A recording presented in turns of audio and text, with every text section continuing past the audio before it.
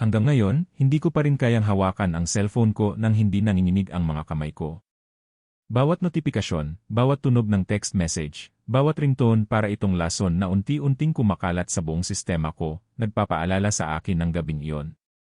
Ang gabing nagsimula sa isang simpleng pabor, isang simpleng pagpapadala ng pera sa GCash, at nagtapos sa pagkasira ng lahat ng bagay na mahalaga sa akin. Maraming nagtatanong kung ano ang nangyari. Ang mga pulis, ang mga pamilya nila. Ang sagot ko palagi ay pareho, hindi ko alam.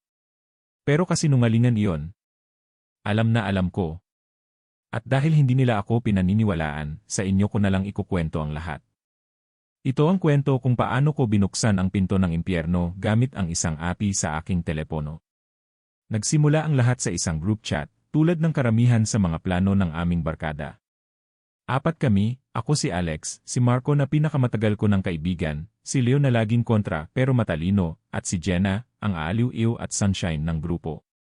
Magkakaibigan kami mula pa noong college, at kahit na may kanya-kanya na kaming trabaho, sinisikap naming magkita-kita kahit isang beses sa isang buwan.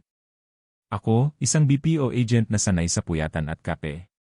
Si Marco, isang freelance graphic artist. Si Leo, nasa marketing, at si Jenna, isang vlogger na nagsisimula pa lang. Isang Huwebes ng hapon, habang break ko sa trabaho, biglang umingay ang group chat namin na pinangalanan naming Walang Tulugan Incorporated. Si Marco ang nag-message. Guys, bigla ang outing. Biyernes hanggang Linggo. Sa rest house namin sa Quezon. Sagot ko na lahat ng alak. Agad na nag-reply si Jenna. Game. I need a break. Is that the old house na kinukwento mo, Marco? The one and only, sagot ni Marco, kasama ng isang smiling devil emoji. Maganda doon. Tahimik. Perfect for relaxing. Si Leo, bilang siya ang laging praktikal, ang unang nagtanong. Anong meron, pre? Ba't biglaan? May problema ba? Tipikal na sagot ni Marco, umiiwas. Wala, pre. Gusto ko lang mag-unwind. Na-stress ako sa client. Please? Ngayon lang. Para maiba naman, hindi laging sa bar sa BGC. May kakaibang dating sa akin ang pagkapilit niya, pero sino ba naman ako para tumanggi sa libreng bakasyon? At kailangan ko rin talagang makalayo sa paulit-ulit na cycle ng trabaho at tulog. Kaya sumang-ayon na rin ako. Nag-file ako ng biglaang leave, nag-empake ng ilang damit, at kinabukasan, Biyernes ng umaga, sinusundo na ako ni Leo at Jenna. Iisang kotse na lang ang gagamitin namin, ang luma pero maasahang SUV ni Leo. Si Marco ay mauuna na raw doon para ihanda ang lugar. Masaya ang biyahe namin. Tugtugan, kwentuhan, asaran. Ang normal na gawain ng barkada. Pinag-uusapan namin ang mga nakakatawang alaala noong college, ang mga terror na professor, ang mga bagsak na exam. Si Leo ang nagda-drive, si Jenna ang nasa passenger seat at siya ang aming at ako naman ay nasa likod. Nakatingin lang sa mga nadadaanan naming puno at bukirin habang papalayo kami sa kabihasnan ng Maynila. Ang sarap sa pakiramdam. Isang pakiramdam ng kalayaan. Hindi ko alam na ito na pala ang huling pagkakataon na mararamdaman ko iyon. Habang nasa kalagitnaan kami ng South Luzon Expressway, nag-message ulit si Marco sa group chat. Guys, pa-favor. Pwedeng pa-Gcash muna. Kinapos ako para sa mga bibilhin dito. Gasul, yelo at iba pa. Mga 5,000 pesos lang. Bayaran ko sa linggo. Sige, pre, ako na, mabilis kong reply. Normal na sa amin ang ganito. Magkakaibigan kami at ang pera ay hindi kailanman naging issue. Binuksan ko ang Gcash app ko. Nakasave na sa contacts ko ang numero ni Marco. Pinili ko ang pangalan niya, Marco Reyes, inilagay ang halaga, 5,000 pesos, at pinindot ang send. Habang umiikot ang loading icon, nakatingin lang ako sa labas ng bintana. Maya-maya, lumabas ang confirmation screen. Ang asul na checkmark, ang salitang success. Pero may isang bagay na mali. Isang bagay na nagpatindig ng balahibo sa batok ko. Sa ilalim ng "You have successfully sent 5,000 pesos to", hindi pangalan ni Marco ang nakasulat. Ang pangalan na nakalagay ay Eliseo Cabanal. Napakurap-kurap ako. Baka nagkamali lang ako ng basa. Inilapit ko ang telepono sa mukha ko.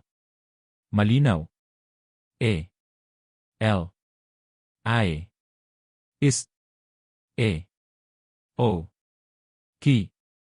A. B. A. In. A. L. Sino si Eliseo Cabanal? Baka nagkamali ako ng pindot. Pero impossible. Ang numero ni Marco ang pinili ko. Kinuha ko ang screenshot ng resibo at mabilis na tinawagan si Marco. Buti na lang may signal pa. Hello, Alex. Nakuha ko na, pre. Salamat ng marami. Masayang bati ni Marco sa kabilang linya. Marco, teka, sabi ko may pag-aalala sa boses ko. Check mo nga yung GCash mo. Anong pangalan ang nakarehistro dyan? Narinig ko siyang tumawa. Bakit, pre? May problema ba? Hindi ko alam. Kasi, noong nag-send ako, iba yung pangalan na lumabas sa resibo ko. Hindi Marco Reyes. Oh. Ano ng pangalan? Tanong niya, tila nagtataka. Eliseo Cabanal. Sandaling natahimik ang linya. Akala ko naputol na. Marco. Andyan ka pa. Bigla siyang tumawa ulit pero parang pilit. Ah. Eliseo Cabanal. Hahaha. Yung lolo ng lolo ko pa ata yan. Luma na kasi itong nice card na gamit ko, pre. Nakapangalan pa yata sa kanya. Hindi ko na naasikaso palitan. Huwag kang mag-alala, pumasok yung pera. Safe and sound. Sige na, malapit na ba kayo? See you.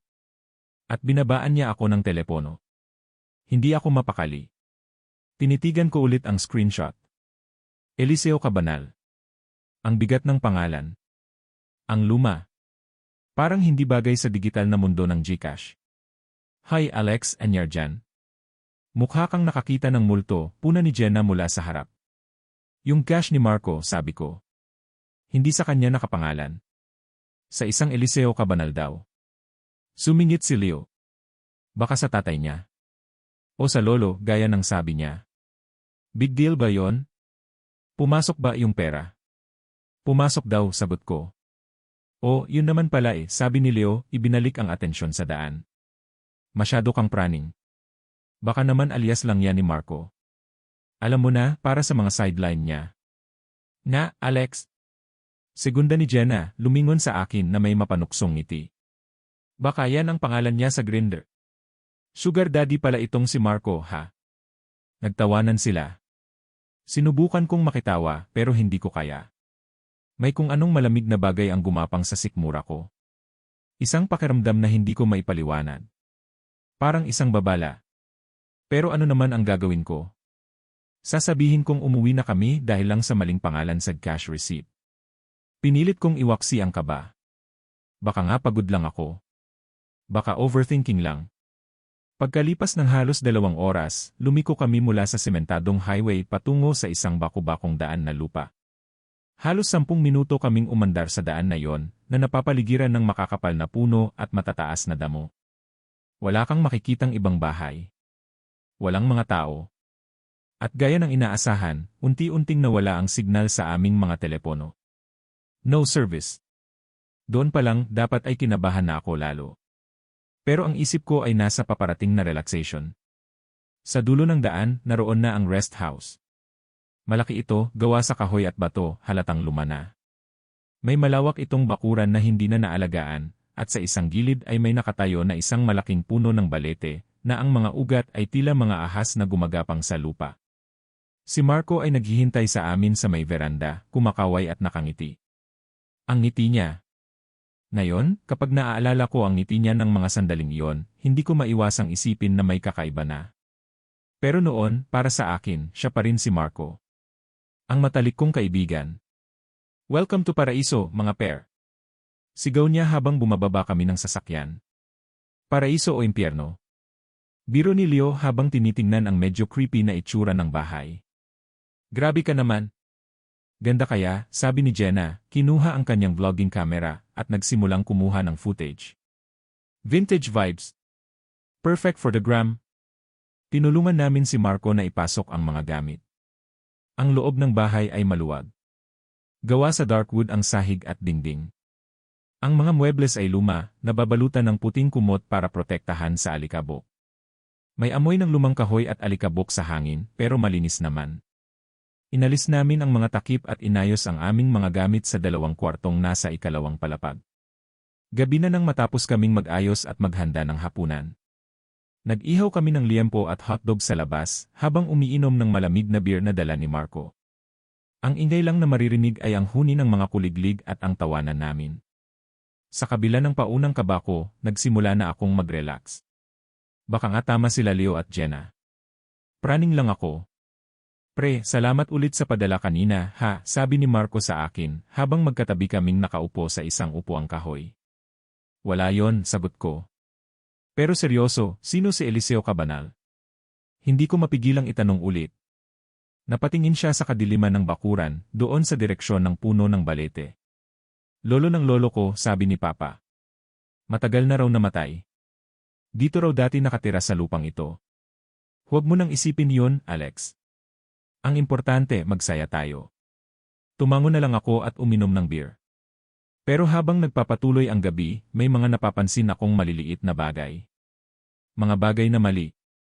Habang nagkukwentuhan kami tungkol sa isang pelikulang kalalabas lang, isang inside joke ang binitawan ni Leo na kami lang ni Marco ang makakaintindi.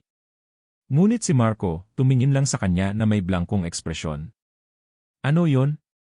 Nagulat si Leo. Dude, yung sa Project Extreme. Paborito nating linya yon. Biglang tumawa si Marco pero huli na. Ah! Nga pala. Nakalimutan ko, sorry. Dami lang iniisip. Nagkatinginan kami ni Leo. Alam naming pareho na imposibleng makalimutan ni Marco yon. Iyon ang laging aabangan namin sa tuwing manonood kami. Maya-maya, habang si Jenna ay nagpapatugtog ng mga lumang kanta mula sa kanyang phone, biglang nagsimulang mag-whistle si Marco. Isang himig na hindi ko pamilyar. Luma, malungkot, at nakakapangilabot. Ganda ng kanta mo, buna ni Jenna. Anong title niyan? Natigil sa pag-whistle si Marco. Tumingin siya sa amin, tila nagulat na narinig namin siya. Ha? Wala. Narinig ko lang kung saan. Pero ang paraan ng pagtingin niya sa amin ay parang nahuli siyang gumagawa ng isang bagay na hindi dapat. Ang mga mata niya sa ilaw ng apoy mula sa ihawan ay tila may ibang kislap. Isang kislap na hindi ko gusto. Pagsapit ng 11:00 ng gabi, nagpasya na kaming pumasok sa loob. Medyo lasing na kami at inaantok. Si Jenna ay nagpaalam na mag-CR muna, na nasa labas, isang maliit na kubeta malapit sa kusina. Kami namang tatlo ay umakyat na sa itaas. Ang word ni Marco ngayon, di ba? Bulong ko kay Leo habang paakyat kami ng hagdan. Nagkibit balikat si Leo. Lasing lang siguro, pre. Hayaan mo na. Matulog na tayo. Pumasok kami sa kwarto namin. 2 kama para sa aming 3 lalaki. Si Jenna ay may sariling kwarto sa kabilang dulo ng hallway. Humiga ako sa kama ko pero hindi ako mapakali. Tila may nagmamasid sa akin mula sa dilim. Pinikit ko ang aking mga mata pero ang pangalang Eliseo Cabanal ay paulit-ulit na lumalabas sa isip ko. Lumipas ang 15 minuto. 30 minuto. 1 oras. Wala pa rin si Jenna. Doon na nagsimulang bumalik ang kaba ko, mas matindi pa kaysa kanina. Bumangon ako. Gising pa rin pala si Leo, nagsi-cellphone kahit walang signal. Leo, nasaan na si Jenna? Tanong ko. Ibinaling niya ang tingin sa akin. Baka nasa baba kumakain. O baka nakatulog sa CR. 1 oras na siyang wala, sabi ko, hindi maitago ang pag-aalala. Bumuntong hininga si Leo halatang naiinis. Sige na, puntahan natin. Baka naglalaro lang yun ng taguan. Bumaba kami. Tahimik ang buong bahay. Tiningnan namin ang kusina. Wala siya. Sinilip namin ang sala. Wala rin. Naglakad kami palabas patungo sa CR. Ang pinto nito ay bahagyang nakabukas. Jenna. Tawag ni Leo. Walang sumasagot. Tinulak ko ang pinto. Walang tao sa loob. Ang sahig ay basa na parabang may nagbuhos ng tubig. Pero walang Jenna. Nasaan na yon? Tanong ni Leo, ngayon ay may bahid na rin ng pag-aalala sa kanyang boses. Doon, sa sahig, may napansin akong kumikinang. Ang cellphone ni Jenna. Basag ang screen nito na parabang ibinagsak ng malakas. Pinulot ko ito. Pre, cellphone niya to, sabi ko kay Leo. Nagkatinginan kami. Ang katahimikan ng gabi ay biglang naging mabigat at nakakatakot. Nagsimula kaming maglakad sa paligid ng bahay, sinisigaw ang pangalan niya. Jenna! Kung nagbibiro ka, hindi na nakakatuwa. Sigaw ni Leo. Ang tanging sumasagot ay ang marahang ihip ng hangin na nagpapagalaw sa mga dahon ng puno ng balete. Doon kami napadpad. Sa paanan ng malaking puno. Ang mga ugat nito ay parang mga higanteng daliri na nakakapit sa lupa. Ang dilim sa ilalim ng mga sanga nito ay tila mas matingkad kaysa sa ibang bahagi ng bakuran. Imposibleng nagpunta siya rito, sabi ko. Madilim. Nakakatakot. Habang nagsasalita ako, may narinig kaming isang tunog. Isang tunog na pamilyar. Ang boses ni Jenna. Tulong! Nanggagaling ito sa loob ng bahay. Nagmamadali kaming tumakbo pabalik. Paano nangyari yon? Kaka-check lang namin sa loob. Pagbukas namin ng pinto, sumalubong sa amin si Marco, na pababa ng hagdan. Anong nangyayari? Bakit kayo sumisigaw? Tanong niya, tila bagong gising. Si Jenna. Narinig namin siya. Sumisigaw ng tulong mula rito sa loob. Sabi ko, hinal na hinal. Kumunot ang noo ni Marco. Ano? Impossible. Tulog ako. Walang ibang tao rito. Pero narinig namin, pre. Jeep ni Leo. Boses niya talaga. Hinalughog namin ang buong bahay. Bawat kwarto, bawat sulok, bawat aparador. Wala. Si Jenna ay parang bulang naglaho. Bumalik kami sa sala, litong-lito at takot na takot. Umupo si Leo sa sofa, napasabunot sa kanyang buhok. Ano ba to? Anong nangyayari dito, Marco? Si Marco, sa halip na magpakita ng parehong pag-aalala, ay nanatiling kalmado. Isang hindi natural na kalma. Umupo siya sa tapat namin at mumiti. Isang ngiti na hindi abot sa kanyang mga mata. Baka naman guni-guni niyo lang yon, sabi niya sa isang malumanay na boses. Pagod lang kayo sa biyahe. At lasing. Baka si Jenna, naglakad-lakad lang. Babalik din yun. Tinitigan ko siya. May mali. Talagang may mali. Ang Marco na kaharap ko ay hindi ang Marco na kaibigan ko. Ang kaibigan ko ay dapat nagpapanik na ngayon. Dapat ay kasama namin siyang naghahanap. Hindi kami lasing, Marco, sabi ko, ang boses ko ay matigas. At hindi kami naghahalusinate. Nasaan si Jenna? Itinaas niya ang kanyang mga kamay na parabang sumusuko. Easy, Alex. Hindi ko alam. Bakit ako ang tinatanong mo? Sa sandaling iyon, ang lahat ng kaba at pagdududa na naramdaman ko mula pa kaninang umaga ay nagsama-sama at naging isang malinaw na katotohanan. Ang GCash receipt. Ang pagkamakakalimutin niya. Ang kakaibang whistle. Ang pagkawala ni Jenna. Ang hindi natural na kalma niya. Ito ay konektado lahat. Hindi ikaw si Marco, sabi ko, ang mga salita ay lumabas na lang sa bibig ko. Sino ka? Tumawa si Leo ng nerbyoso. Alex, ano bang sinasabi mo? Si Marco yan. Tigilan mo na yung pagiging praning mo. Pero hindi ako nagpatinag. Nakipagtitigan ako sa lalaking kaharap ko, sa lalaking may mukha ng kaibigan ko. Unti-unti, ang ngiti sa kanyang mga labi ay nawala. Napalitan ito ng isang malamig at walang emosyon na ekspresyon. Ang kanyang mga mata, na dati laging puno ng buhay, ay naging madilim at malalim. Dahan-dahan siyang tumayo. Ang paraan ng kanyang paggalaw ay tila hindi na rin tama. Medyo naninigas, parang isang puppet. Itinuro niya ako. Matalino ka, sabi niya. Pero hindi na yon ang boses ni Marco. Mas malalim. Mas matanda. Garalgal na para bang galing sa isang lumang balon. Pero huli na ang lahat. Napaurong kami ni Leo. Salamat sa padala mo kanina, patuloy ng nilalang na yon gamit ang bibig ni Marco. Ang bawat salita ay parang yelo na tumutusok sa aking pandinig. Malaking tulong yon. Ang tagal kong naghintay ng paanyaya. Isang tulay. At ibinigay mo sa akin. Anong sinasabi mo? Nanginginig na tanong ni Leo. Ang ulo ni Marco ay biglang pumihit sa isang anggulong hindi kaya ng normal na tao, na may kasamang malutong na tunog ng nabaling buto. Ngumiti ito sa amin, isang ngiti na napakapangit at napakalawak.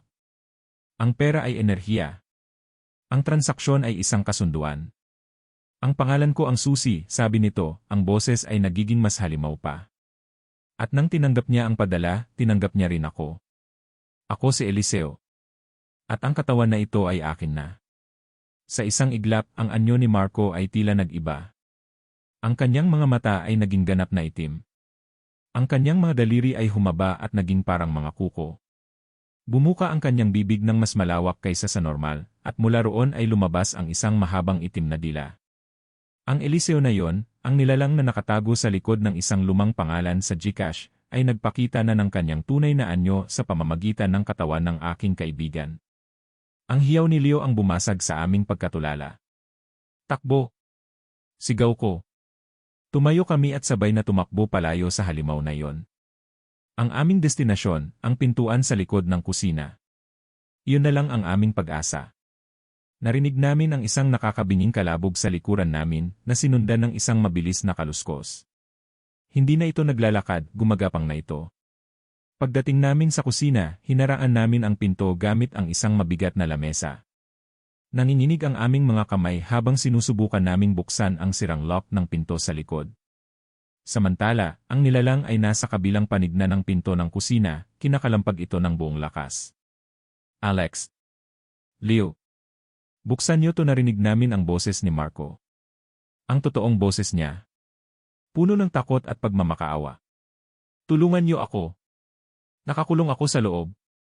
Huwag kang maniwala dyan, pre. Sigaw ni Leo. Patibong yan. Pero ang isang bahagi sa akin ay gustong maniwala. Gusto kong iligtas ang kaibigan ko. Ngunit ang kalampag sa pinto ay lalong lumalakas, at ang kahoy ay nagsisimula ng mabasag. Sa wakas, bumukas ang lock ng pinto sa likod.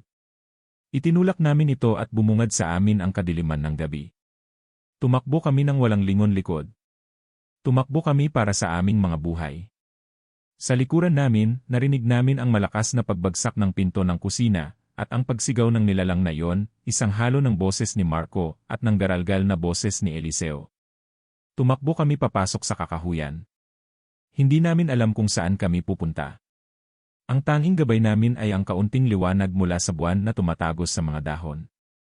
Ang mga sanga ay humahampas sa aming mga mukha at braso, ngunit hindi namin ito ininda. Ang mas mahalaga ay ang makalayo. Dito tayo. Sigaw ni Leo, hinila ako patungo sa isang mas makitid na landas. Pero ang nilalang ay mabilis. Napakabilis. Narinig namin ang paggalaw nito sa mga puno sa itaas namin. Isang anino na mabilis na lumilipat mula sa isang sanga patungo sa isa pa. Para itong isang dambuhalang gagamba na humahabol sa amin. Bigla itong tumalon mula sa itaas at lumapag sa harapan namin, hinaharangan ang aming daan. Nakatayo ito gamit ang katawan ni Marco, pero nakabaluktot sa isang hindi natural na paraan. Ang ulo nito ay nakapihit pa rin sa maling anggulo. Saan kayo pupunta? Tanong nito, ang boses ay isang kakilakilabot na bulong. Sa purong desperasyon, kumuha si Leo ng isang malaking sanga ng kahoy at inihampas ito sa nilalang. Tumama ito sa tagiliran na nagpatalsik dito ng ilang metro. Takbo, Alex! Ngayon na! Sigaw ni Leo. Tumakbo ako pero si Leo ay hindi sumunod. Hinarap niya ang halimaw. Hinarap niya ito para bigyan ako ng oras. Leo, hindi. Tara na! Sigaw ko pabalik. Pero huli na. Nakita ko kung paano dinakman ng nilalang si Leo gamit ang mahahabang kuko nito. Itinaas siya nito sa ere na parang isang manika. Ang huling nakita ko ay ang takot sa mga mata ni Leo bago ito ibinalibag ng malakas sa puno ng balete. Ang tunog ng nabasag na buto ay isang bagay na hindi ko makakalimutan. Ang tunog ng kanyang sigaw ay humalo sa tawa ng halimaw. Hindi na ako lumingon pa. Tumakbo ako ng tumakbo. Ang aking mga baga ay nag-aapoy. Ang aking mga binti ay parang bibigay na. Ang mga luha ay tumutulo mula sa aking mga mata, pero hindi ako huminto. Narinig ko ang mga yapak nito sa likuran ko, ang mga bulong nito sa hangin. Ginagaya nito ang boses ni Mama, ni Papa, ni Jenna, ni Leo. Alex, anak, tulungan mo kami. Alex, bakit mo kami iniwan? Kasalanan mo to, Alex. Kasalanan mo lahat. Tinakpan ko ang aking mga tainga at tumakbo ng mas mabilis. Ang tanging nasa isip ko ay ang makarating sa highway. Ang makakita ng ilaw ng sasakyan. Ang makatakas sa bangungot na ito. Hindi ko alam kung gaano katagal akong tumakbo. Ang alam ko lang, bigla na lang akong napadpad sa sementadong kalsada. Ang tunog ng mga kuliglig ay napalitan ng tunog ng paparating na truck. Sumigaw ako at kumaway. Huminto ang truck. Ang driver, isang matandang lalaki, ay bumaba at tiningnan ako na may pag-aalala at pagtataka. Diyos ko, iho! Anong nangyari sa'yo? At doon, sa ilalim ng liwanag ng headlight ng truck, ako ay bumagsak. Ang huli kong nakita bago ako mawala ng malay ay ang madilim na linya ng mga puno sa gilid ng kalsada, at ang pakiramdam na may isang pares ng itim na mata na nakatingin sa akin mula sa kadiliman. Ilang linggo ang lumipas. Ang kaso ay isinara. Si Jenna at Marco ay idineklarang missing. Ang katawan ni Leo ay natagpuan sa paanan ng puno ng balete. Ang sabi ng mga otoridad, animal attack. Marahil ay isang ligaw na baboy ramo. Hindi nila ako pinaniwalaan. Sino ba naman ang maniniwala sa isang kwento tungkol sa isang masamang espiritu na pumasok sa katawan ng isang tao sa pamamagitan ng Gcash? Sinabi ng psychiatrist na ako ay dumaranas ng matinding post-traumatic stress disorder. Na ang utak ko ay gumawa ng isang fantastic na kwento para makayanan ang trauma ng pagkawala ng aking mga kaibigan. Pero alam ko ang totoo. Umalis ako sa trabaho ko. Nagkulong ako sa aking apartment. Hindi ko na kayang makipag-usap sa tao. Hindi ko na kayang matulog ng hindi binabangungot. Sa aking mga panaginip, nakikita ko ang mukha ni Marco, ngumingiti, habang ang mga mata niya ay itim na itim. Naririnig ko ang boses ni Eliseo, bumubulong sa aking tainga. Salamat sa padala. Isang gabi, habang nakatitig ako sa kawalan, biglang umilaw ang screen ng luma kong telepono na hindi ko na ginagamit. Isang text message mula sa isang unknown number. Nanginginig kong binuksan ito. Ang mensahe ay naglalaman lang ng 3 salita. May utang ka pa. Itinapon ko ang telepono sa dingding at sumigaw ako. Alam kong hindi pa tapos. Alam kong hinahanap pa rin niya ako. Ang transaksyon ay hindi lang tungkol sa pera. May kapalit. At hindi ko pa nababayaran ng buo ang aking pagkakautang. Hanggang ngayon, nagtatago ako. Bawat notifikasyon, bawat pag-vibrate ng telepono, nagdudulot ito ng alon ng takot na halos ikabaliw ko. Tinanggal ko na ang lahat ng aking social media. Sinunog ko ang Niles card ko. Pero alam ko, sa kaibuturan ng aking puso, na hindi yon sapat. Dahil ang koneksyon ay nagawa na. Ang tulay ay naitayo na. At sa digital na mundong ito, kahit saan ka magtago, mahahanap ka niya. Nag-send ako ng pera sa Gcash ng kaibigan ko. Ibang pangalan ang lumabas sa receipt. At sa pagpindot ko ng send, hindi lang pera ang ipinadala ko. Ipinadala ko rin ang kaluluwa niya at sinumpa ko ang sarili kong buhay. At ngayon, naghihintay lang ako. Naghihintay sa araw na sisingilin na niya ako ng buo.